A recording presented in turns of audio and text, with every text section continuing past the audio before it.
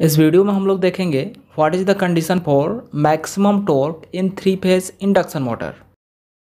As we know from torque equation of 3-फेज induction motor, TD is equal to KS E2 not square R2 upon R2 square plus SX2 not square. इस equation को already हम लोग derive कर चुके हैं। यहाँ पर जो डिनोमिनेटर पोर्शन है वो A square plus B square के फॉर्म में है, तो इसको हम लोग a माइनस बी के होल स्क्वायर प्लस 2ab के फॉर्म में लिख सकते हैं। So TD is equal to KS E2 naught square R2 upon R2 minus SX2 naught square plus 2R2 SX2 naught. If R2 minus SX2 naught is equal to 0, then denominator will be minimum. In that case, TD will be maximum. यहाँ पे R2 minus SX2 note को अगर हम लोग 0 suppose करेंगे तो जो torque है वो मैक्सिमम हो जाएगा।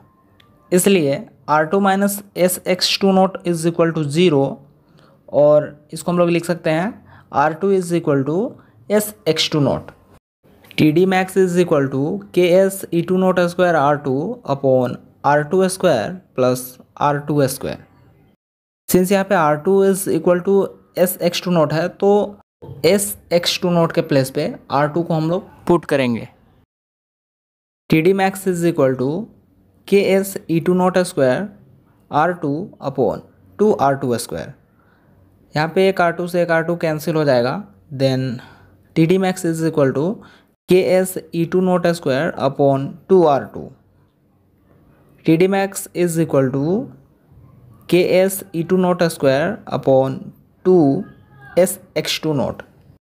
Because R2 is equal to SX2 naught, so R2 के प्लेस पे हम लोग SX2 नोट को पुट करेंगे एंड S और S कैंसिल आउट हो जाएगा। Then equation will be TD max is equal to K E2 naught square upon 2X2 naught and unit हो जाएगा newton metre. So this is the expression for maximum torque in 3-फेज induction motor. यहाँ पर जो maximum torque है वो constant रहता है and rotor winding resistance के ऊपर इंडिपेंडेंट रहता है।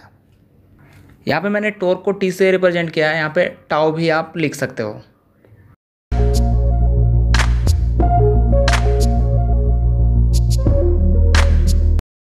तो इस तरह से कोई भी टॉपिक को अगर आप इजी वे में समझना चाहते हैं तो चैनल को सब्सक्राइब कर लें और बेल आइकन को भी प्रेस कर लें ताकि वीडियोज आप तक पहुंच सकें।